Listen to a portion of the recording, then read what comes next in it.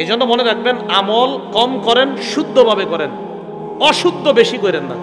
মানে এর মানে যে আপনি বেশি করবেন না এটা বলি না আমি। হ্যাঁ, আপনি শুদ্ধভাবে 1000 বার বলেন, সমস্যা তো নাই, কিন্তু শুদ্ধ হইতে হবে। অশুদ্ধভাবে আপনি একবারও পড়েন না, অশুদ্ধভাবে 1000ও পড়েন না, একবারও পড়েন না ভাই। শুদ্ধভাবে আপনি যত পারেন চেষ্টা করবেন। এই জন্য মনে রাখবেন, আপনি শুদ্ধভাবে যখন আমলটা করবেন, আপনার ওই একবারের শুদ্ধ আমলটাই আল্লাহ কবুল করে নেবেন। বুঝে আসছে তো সবার? 11 নাম্বার, দুরূদ পড়ব কোথায়? আমরা দুরূদ কোথায় পড়ব মনে রাখবেন। দুরূদ পড়ার অনেকগুলা জায়গা, এর মধ্যে উল্লেখযোগ্য 4টা জায়গা বলবো আপনাদেরকে। 1 নাম্বার, বাদাল আজান, আজান শেষ হওয়ার পর আমরা দুরূদ শরীফ পাঠ করব। জোরে বলেন কখন? আজান শেষ হওয়ার পর দুরূদ পাঠ করব।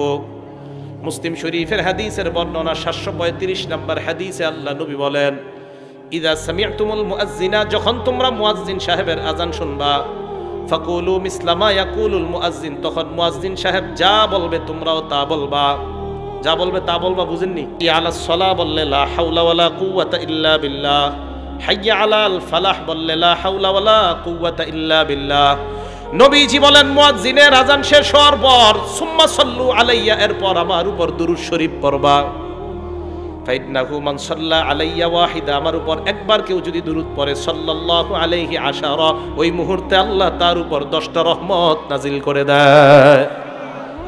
এবার আমার সাথে বলেন, আপনার আজানের পর প্রথম কাজ আমাদের কি করা? এরপর আল্লাহুম্মা রাব্বা হাযিহিদ দাওয়াতিত তাম্মা, যে দোয়াটা পড়া। তাহলে 1 নাম্বার বলেন তো, দুরূদ কখন পড়বো? আজানের পর। বলেন আপনারা, দুরূদ কখন পড়বো? মা বোনরা মনে রাখবো, আজান শেষে দুরূদ পড়বো, এরপর দোয়া।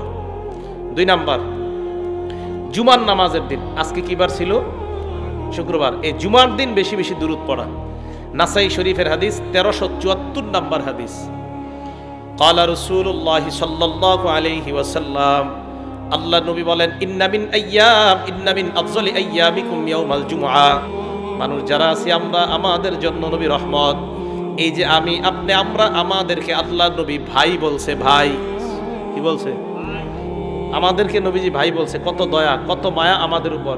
মুসলিম শরীফের 472 নাম্বার হাদিস, আন্নান নাবিয়্যা সাল্লাল্লাহু আলাইহি ওয়াসাল্লাম আতাল মাকবারা, আল্লাহ নবী একটা কবরস্থানের মধ্যে আসলেন। কবরস্থানে আসার পর নবী বললেন, আসসালামু আলাইকুম দারা কওমিন মুমিনিন, হে ইমানদার কবরবাসীগণ, তোমাদের উপর শান্তি বর্ষিত হোক। বলেন সুবহানাল্লাহ, তোমাদের উপর শান্তি বর্ষিত হোক। এই কথা বলার পর নবীজি বললেন, ওয়া ইন্না ইনশাআল্লাহু বিকুম লাহিকুন, আল্লাহ চাহেন তো অচিরেই আমরা তোমাদের সাথে সাক্ষাৎ করব। এরপর নবী বললেন, ওয়াদিত্তু আন্না কদ রাইনা ইখওয়ানানা, আমার মন চায় আমি যদি আমার ভাইদেরকে দেখতাম। সাহাবারা বললেন, আওয়ালাসনা ইখওয়ানানা ইয়া রাসূলুল্লাহ, আমরা কি আপনার ভাই না? নবীজি কবরের দাঁড়ায় বলতেছে, ইস, আমি যদি আমার ভাইদেরকে দেখতাম। সাহাবারা বললেন, হুজুর আমরা কি আপনার ভাই না? নবীজি বললেন, আনতুম আসহাবি, তোমরা আমার সাহাবা। সুবহানাল্লাহ।